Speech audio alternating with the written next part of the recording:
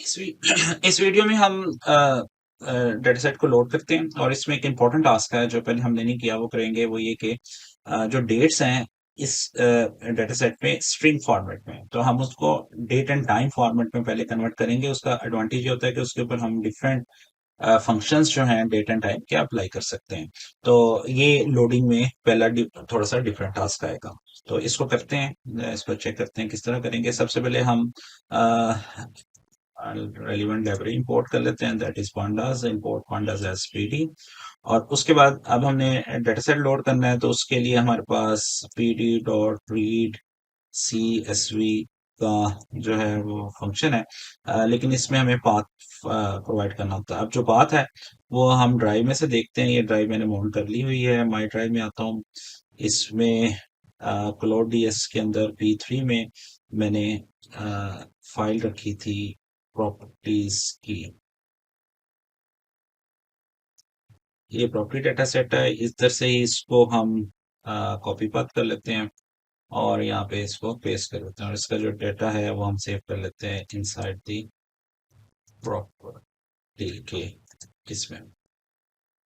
अब जब हम इसे एग्जीक्यूट करेंगे तो ये डेटा सेट इसमें लोड हो जाएगा। इसके बाद हम प्रॉपर्टी और इसमें एक्टिवेशन डॉट हेड लेकर देख लेते हैं कि ये डाटा लोड हो गया कि नहीं।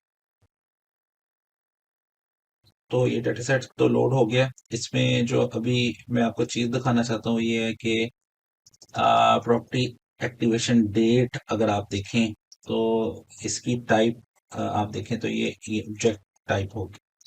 तो यहाँ पे जब हम इसको प्रिंट करेंगे तो आप देखें इसकी डेटा टाइप जो है दैट इज दी ऑब्जेक्ट और इसमें डेट इस फॉर्मेट में है। तो एक्चुअली हम ये चाहते हैं कि इसको कन्वर्ट कर लें इनटू डे टाइम। अब डे टाइम जो है वो एक डेटा टाइप है पाइथन के अंदर और पाइथन जो है फिर हमें अलाउ करता है डिफरेंट फंक्शंस को इसके ऊपर अप्लाई करने के लिए। तो अब हम उसको कन्वर्ट करते हैं। लेट्स से इसका नाम मैं dt रख लेता हूँ और इसको जो है कन्वर्ट करने के लिए पांडास के अंदर एक फंक्शन है that is called the pd to underscore date time. इस फंक्शन को हम कॉल करते हैं। इस फंक्शन में पहला पैरामीटर ये होता है कि आपने जो चीज को कन्वर्ट करना हो डे टाइम में वो वाला आप लिस्ट या सीरीज प्रोवाइड करते हैं। तो मैं इसको कहता हूँ कि प्रॉपर्टी में से एक्टिवेशन डेट को मैंने कन्वर्ट करना है। तो ये दूसरे नंबर पे इसका दूसरा पैरामीटर है जो जो सम केसेस में आप ऑप्शनल भी दे सकते हैं, लेकिन इस केस में हमें ऐसे देना पड़ेगा क्योंकि अदरवाइज ये कन्वर्ट नहीं करेगा। उसमें हमें बताना पड़ता है कि जो हमारी डेट स्ट्रिंग में है वो किस फॉर्मेट में है। तो ये जो आपको फॉर्मेट नजर आ रहा है इसमें पहला जो है that is actually day, second one is the month, third one is the year और डे और मंथ में आप देखने के दो वो उसमें रिप्रेजेंट हो रहा है। ईयर 4 डिजिट में रिप्रेजेंट होता है, फिर स्पेस है, फिर उसके बाद जो है वो आवर्स हैं और फिर मिनट्स हैं। तो इसी चीज को हमें यहाँ पे बताना है ताकि वो कन्वर्ट करते वक्त उसको आसानी हो और वो तेजी से कन्वर्ट कर सकते हो। अब आप नोट डाउन करें। सबसे पहले डे है तो डे, अब पहला डे है तो उसके लिए अभी हम इसके लिए यहाँ पे ये वाला सिंबल यूज करेंगे डी, परसेंटेज डी।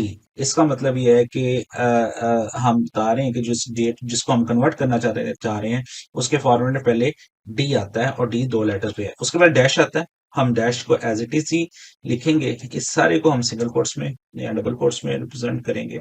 उसके बाद फिर second one is the month, उसके लिए हम यहाँ पे एम लिखेंगे, फिर डैश है और फिर third one is the year. Year क्योंकि फोर लेटर पे है तो फोर लेटर की रिप्रेजेंटेशन के लिए कैपिटल वाई होता है और स्मॉल लेटर अगर 17 खाली होता, 20 ना लिखा होता तो फिर स्मॉल वाई हम लिखते हैं। उसके बाद स्पेस है तो यहाँ पे भी हम एक स्पेस डालेंगे।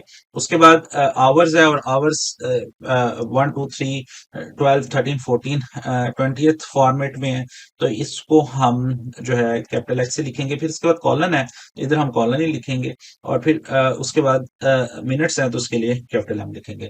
तो दिस इज द फॉर्मेट कि हम बता रहे हैं कि हमारी जो डेट है वो इस फॉर्मेट।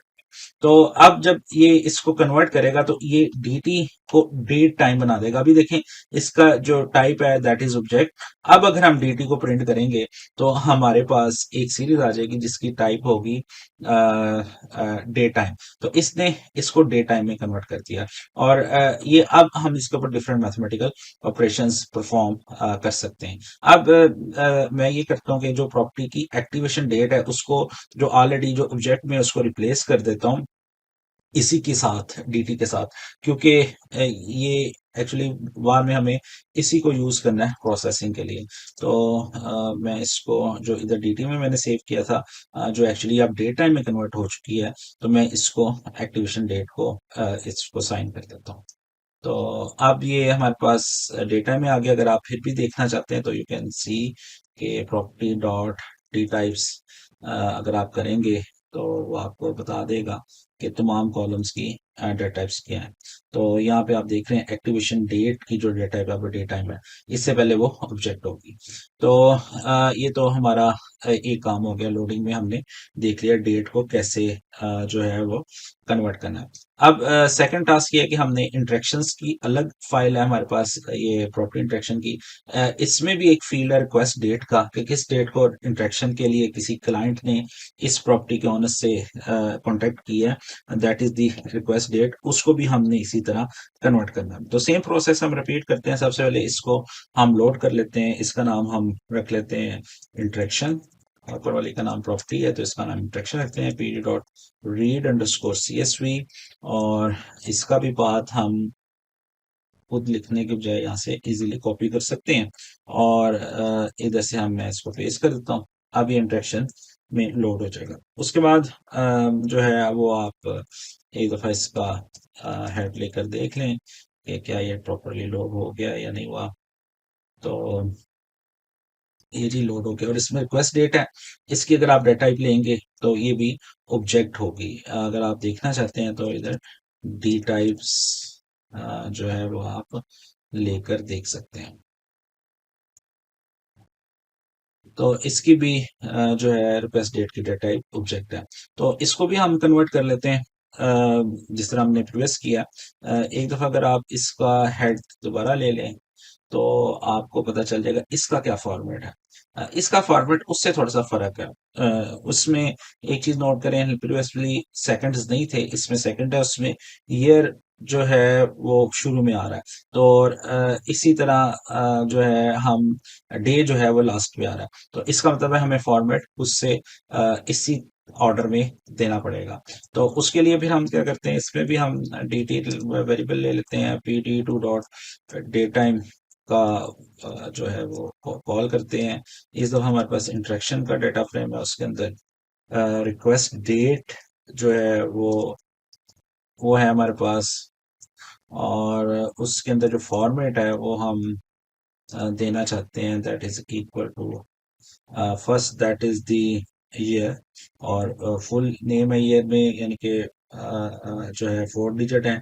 तो उसके लिए कैपिटल वाई और फिर उसके बाद हम परसेंटेज एम। उसके बाद मंथ है तो इसलिए हम इधर मंथ बता रहे हैं, ये मंथ का फील्ड है। और इसके बाद फिर जो है परसेंटेज डी और उसके बाद स्पेस।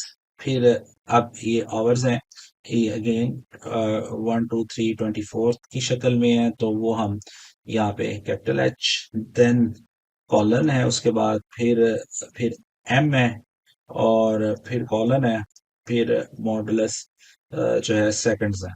तो ये ओवरऑल हमारे पास जो है वो फॉर्मेट है। तो इसको हमने मेंशन कर दिया। अब हम अगर इधर सेम इंटरेक्शन के अंदर एक उसी तरह जो उसका पहले वाला कॉलम था रिक्वेस्ट डेट है उसको ओवरराइट कर देते हैं न्यू के साथ। और न्यू के अंदर जो है वो क्या है, न्यू के अंदर हमारे पास जो है वो डेटा डे टाइम में डे टाइम में जो डेटा टाइप है कन्वर्ट होगी होगी। तो अब अगर आप उसकी दोबारा डी टाइप्स लें तो ये आपको इंटर रिक्वेस्ट डेट को दिखाएगा कि इसकी डेटा टाइप जो है वो डेट टाइम में आ गई।